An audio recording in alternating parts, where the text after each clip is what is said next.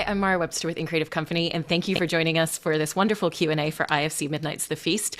We're joined by director Lee Haven-Jones and writer Roger Williams. And I wanted to start by talking about the genesis and figuring out the story that you wanted to tell, because the two of you have worked together on numerous other projects, particularly within episodic television, which you've both worked extensively in as writers and directors.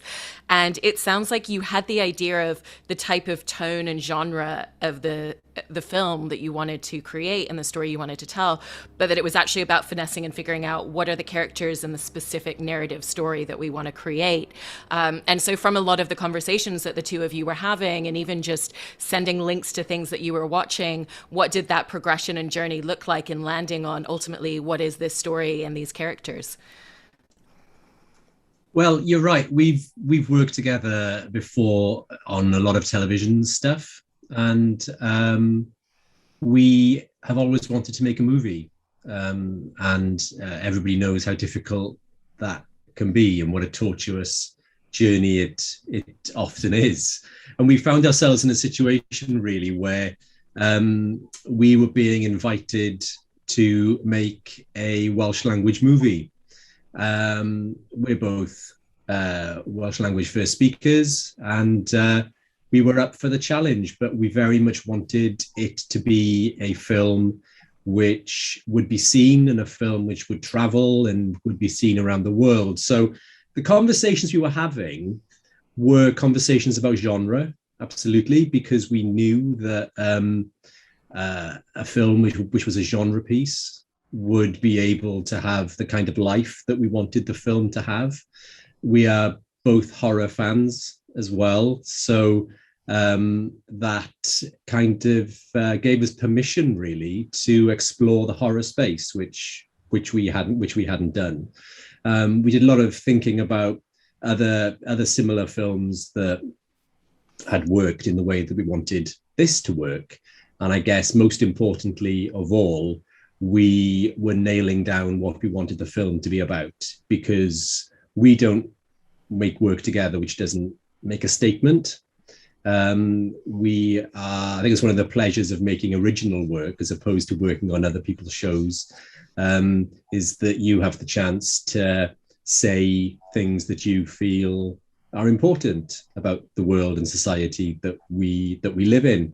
And we absolutely had touched on the theme of the individual's relationship to the land on a couple of other projects, and it was still something that we were exploring. What is our responsibility to the place where we were born, to its landscape, to its heritage, to its culture, to its language, and so forth. So where we ended up was dealing with that theme, but through a horror prism. And one of the devices within the way that you tell this story that works incredibly well is the fact that you're actually very economical with dialogue. It's only there when it's a necessary moment within a scene, and you're not afraid to allow us to sit in moments of silence. Even the very beginning of the film is several minutes before we hear anyone speak. And, you know, to pay adage to a filmmaking 101 phrase, it really is such an example of the show don't tell. And was that something that was important to the two of you very early on, and you really felt was going to be a core component to how you were going to tell this story, both in terms of the writing and in terms of how you were directing the scenes? Yes, I think writers generally become quite nervous when there isn't there isn't dialogue on the page, and people who have seen this film will know that there is an awful long sequence at the top of the film where there isn't any dialogue, and then our central character doesn't speak for a very long time either. So it was absolutely a choice that we were making in creating the film. But I think because Lee and I have worked together before, there is a level of trust and understanding that he is able to take those passages where there are no dialogue and interpret what I'm trying to say with simply having actors moving within an environment, and taking actions within an environment, because obviously those choices the characters are making in that space, in that moment, are important and are telling us things about their inner life. And you, because you've worked with a director before, you know that they're going to get it. And because Lee and I have got very similar values, and because we both love and respect actors for what they can do, that was absolutely a choice, and we had trust in one another that we'd be able to make that work. Yeah, my constant refrain, I think, to Roger and other writers is, less dialogue, less dialogue. Because after all, and I think this is particularly true of film, it is a visual medium. Television is probably a little more literal in a sense, whereas we're very keen to make something that was cinematic and that had that sense of the epic about it. And so, yeah, I'm constantly keen to strip away the words. And just as Roger was saying, to see bodies in space, to see people in their environments. I think there's something very kind of beguiling about seeing characters sort of rooted in their environment. And that's exactly what we get in The Feast. You see these characters kind of stuck within the hermetically sealed box of the house that they inhabit, and I think we learn a lot about them just by observing them. It's kind of voyeuristic, actually, and what I like about them not sort of telling us what they feel or think is that then, as an audience, it draws us in and allows us to sort of fill in the gaps and to project our own kind of thoughts onto them. And I think it makes them as characters far richer and far more complex and far more layered. And I think in particular with like the central character of Cady, played by Anne's Elway, she has such a captivating performance where you really allow the camera to just stay on her, and for like that silence to be what draws people around her in. And so what did a lot of the conversations that you were having with her about the nuances and the minutiae of those scenes and what it was that you wanted to capture between the lines of dialogue with her? Yeah, I mean, it's about him sort of facing one's fear and embracing it. I think actors, a bit like writers, want to write words and dialogue all the time. I think actors want to do things.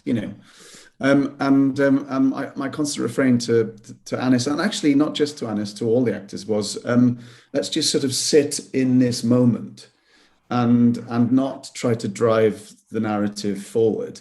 I mean, Roger's heard this a number of times, but it's a bit like, for me, it's a bit like when I go to an art gallery. There's a lot of space around the object that's being observed. And that does allow me to sort of, well, it allows the object initially to resonate, and then within the space that is created around it. And then it allows me to project my own feelings and thoughts onto that object. And that is the sort of, I guess, the metaphor of what I was trying to do with the actors in the film. And with a lot of the themes and topics that you were both mentioning just now, was that also the genesis of the stylistic shift that happens in the film from the script and from the filmmaking? Because at the beginning, it feels like a very naturalistic style drama. And okay, who are these characters? What's their relationship with each other? What are the emotional beats? And then obviously everything suddenly shifts tonally upside down to a completely different space in a really wonderful way. But I love the way that you bring us into the story. And what was the genesis behind that specific decision in that being the initial tone? Well, I mean, from my point of view, it's there in the writing, and I was keen to sort of to enhance that in a way, and a lot of my journey up till now, kind of directing television, has been, I've sort of been swimming in a soup of naturalism. So where we start the film is kind of very familiar, and I was very keen to sort of start it like that. And then as we see the characters sort of complex interior worlds kind of disintegrated, and then the structure of the piece and the style of the piece sort of disintegrates and morphs and changes, and it becomes it becomes a bit more expressionistic, I guess, and then becomes incredibly theatrical at the end. And both Roger and I have, you know, our roots, if not our hearts, actually, probably are in theatre. Both Roger, you know, Roger's written a lot of theatre in the past, and I trained as an actor and delighted in acting on stage. And I think a lot of what you see at the end of the film is sort of draws on those shared interests and shared roots that we have. And the central location of this house is such a poignant visual, because it also says a lot in the fact that it's a very sleek, modern house. You've got those wonderful tall windows. And I know that it was a very serendipitous find of that specific location, and finding a location through just looking through properties listed online, it being available when you needed it. But Roger, for you in writing the script, was that something where you were detailing out a location that had that sort of aesthetic and that felt very modern within a landscape of countryside and was very connected to the earth but disconnected because of the style? Yeah. I think as soon as we started to talk about story, Lee and I agreed that we wanted a space which didn't really belong there. You know, that as the characters explain in the story, there used to be a working farm there which had been in the family for generations. And one of the betrayals that the family makes is to demolish that history and to build something new in its stead, which they will only live in for a few weeks of the year. And as soon as we had that idea, really, we wanted to go for a building which you wouldn't expect to find in the middle of the Welsh landscape. And because we are both quite impatient people, and also I think because when you are leading a production, you have people looking to you to prove that these kinds of places exist. We started to search online, and it was Lee who came across, I think he found about 6 properties by searching Google for an afternoon. And we went to look at them. And we went up to see this house in Powys, which was the 3rd house we'd been to see. And as soon as we walked in, we knew that it was right. And obviously I'd written the action for the space that I'd imagined, but it was pretty much, you know, that building gave us pretty much everything we wanted. And I'm somebody who then loves the challenge of adapting the text to make it work for that space. And the clincher really in terms of choosing that house was that when we spoke to the owners of the property and said we needed it for 4 weeks and ideally we needed it somewhere between these dates, they had the exact dates that we were looking for. It was booked up beforehand, it was booked up afterwards for a number of months, but they just had this 4-week window for when we wanted to shoot. So we took that as a sign from the gods, really, that that was the house that we would film in. And I think that it would be a very, very different film if we hadn't found a building that could have been built for the telling of the film. Yeah, I mean, for me, what I loved about that building when Roger and I initially went there was the fact that I'd been talking for a while about wanting to create a film that was sort of Welsh in terms of its DNA, but also that was international. And a lot of my reference points were sort of films from Japan and from Korea. The masters of horror, and there it was, this house that has that sort of stark quality that is associated with Japanese architecture. It's almost like a sort of a set in a piece of no theatre. So I absolutely loved that aesthetic and just thought that would offer so much to this film that we didn't want it to be like a sort of classical British / English horror. We wanted it to feel obviously Welsh in terms of the themes, but also global in its reach, and something that could communicate to an international audience. And I think the house helps us do that in a way. It doesn't feel. I keep on talking about sort of wanting to subvert what the cliche of a Welsh horror film might look like, and I think that house definitely helps us to sort of turn that cliche on its head. Yeah. And Roger, picking up on something that you were just mentioning just now about how one of the things that you enjoy is kind of once you have a central location like that, making adjustments to the script. And, you know, especially given that this was the type of property that you envisioned, what were some of those minor adjustments that you ended up making to the script? Because obviously it does become part of the dialogue. You know, she's showing off the space to their guests and their visitors, and they're talking about a lot of the details within it. Well, one of the main things is I hadn't imagined that there would be a meditation room. We spend we have significant moments in that meditation room, and it was only when I went there and saw it. And again, it was one of those unspoken contracts that Lee and I made with each other as soon as we saw the space. You thought, well, we have to incorporate this room.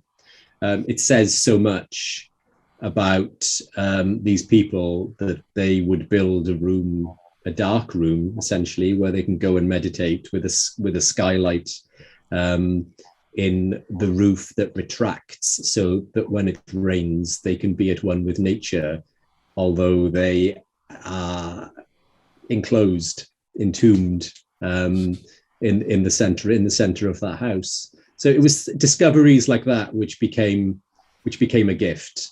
There were things like even the exterior of the house actually has got that wonderful garden around it. And when we visited, the garden was cut, and we thought, let's ask them not to cut the grass. So we have that wildflower meadow essentially, and you start to incorporate that, so it doesn't become she runs into the forest and is discovered by Gweirydd. She's trying to escape from the garden, and she can't because she's kind of tangled up in this tall grass and wildflowers. And that's one of the things I enjoy doing, because you know it's a collaborative effort. And if you aren't seizing on the inspiration that the property gives you, or your collaborators are offering, I think you're making mistakes as a creative person.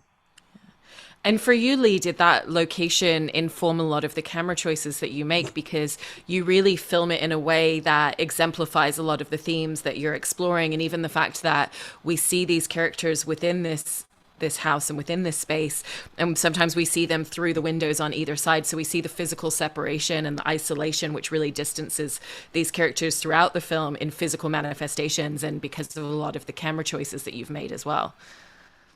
Absolutely. I mean, as Roger just said, you know, as an artist, you sort of have to listen to the things, the elements that are around you, and you kind of embrace those, you know. So I'm obsessed anyway with architecture, and historically a lot of my work, I think, has been shot in an architectural kind of way. Again, this goes back to my roots in theatre. I mean, you know, the glorious thing about theatre is that everything's in widescreen. You know, you don't get close-ups as such. So absolutely, the house is a metaphor for the family, and the house definitely dictated the way that we see those characters in that space. You know, I think we're constantly. You know, I think some of the shots we look through doors at people. There's a sense of being voyeuristic, as I've already mentioned. Glass, that's another sort of a thematic, a kind of leitmotif that I'm interested in, because you know it sort of obscures the image. It comes between us, the audience, and the character, and of course that's that's part of the story. It's guessing what motivates these people to act in the way that they do, and why they are like they are. So absolutely, you have to. For me, I mean, it's like Roger was saying in terms of the writing, you embrace everything that's around you, and similarly when you're directing, if you do that, you have incredible flexibility, and it's playful. And of course, you're slightly out of control, which is good, because if you control everything, then I don't think it's particularly creative.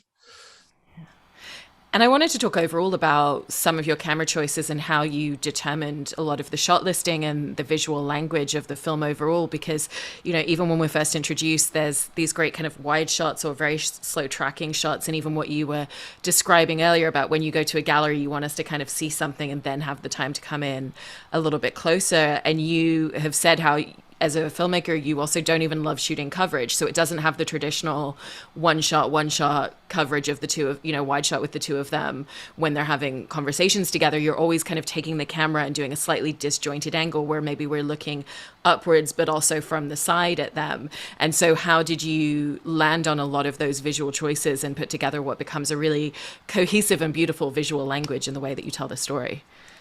Yeah, I mean, I'm blessed with a rather wonderful DOP, Bjorn Brattberg. And Bjorn and I have known each other and worked with each other for the last 5 years.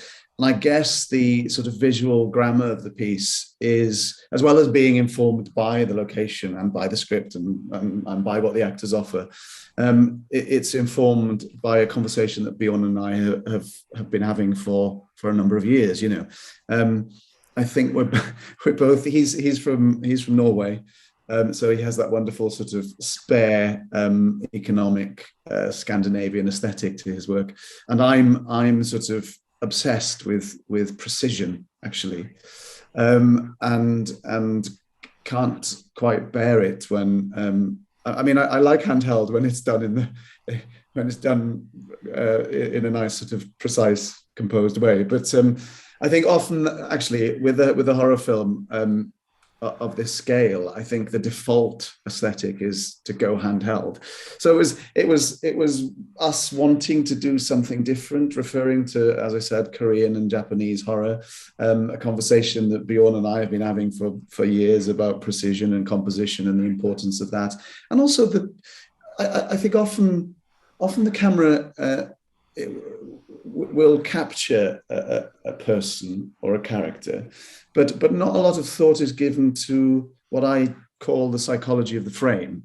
Like, where is that character within the frame, and how does that make us as an audience feel about that character? How do we perceive that character if that character is low in frame, or if the character sort of is disembodied, for example, or if we're looking up at that character or looking down at the character. It's all of those questions, and there's definitely a rigor to the work that Bjorn and I do in that regard. Nothing is sort of coincidental in a way, which makes me sound like a complete control freak, which I'm not. But I think you do have to consider these elements, when you go and shoot something like this. And then lastly, for both of you, kind of going back to a lot of your episodic experience, obviously when you're working with episodic and series, there's a lot of parameters in place in terms of the way that the story is told. Certain beats have to land in certain ways. There's already a language to a show if you're coming in several episodes in. And stepping into a project like this, you had the opportunity to really create your own freedom of language, which you've both said is one of the aspects you really enjoyed about making this film. But at the same time, there are still certain new parameters that you're creating and shaping, like even just what you were describing there in the visual language, or the way that you're using the space and location, how you want that to tell a story. And so what were some of the freedoms that you both really enjoyed exploring in this film, but also some of the parameters you found you had to set for yourselves in order to tell the story the way you wanted to?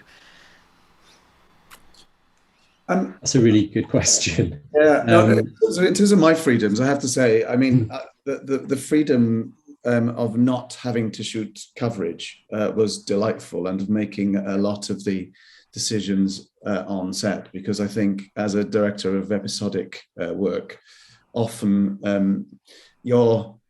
I often say that I'm a bit like a shot gatherer, in that I'm gathering material, and then that material is handed over in a way to the producers, whereas Roger and I were sort of satisfying ourselves. However, let's not pretend that this freedom was easy to deal with in the first instance. I mean, for about a week, I felt as if I was having a sort of a nervous breakdown, because freedom is terrifying, I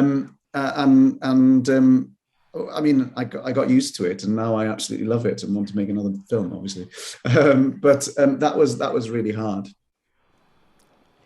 And yeah, we talked a lot about how actually we needed to make a film that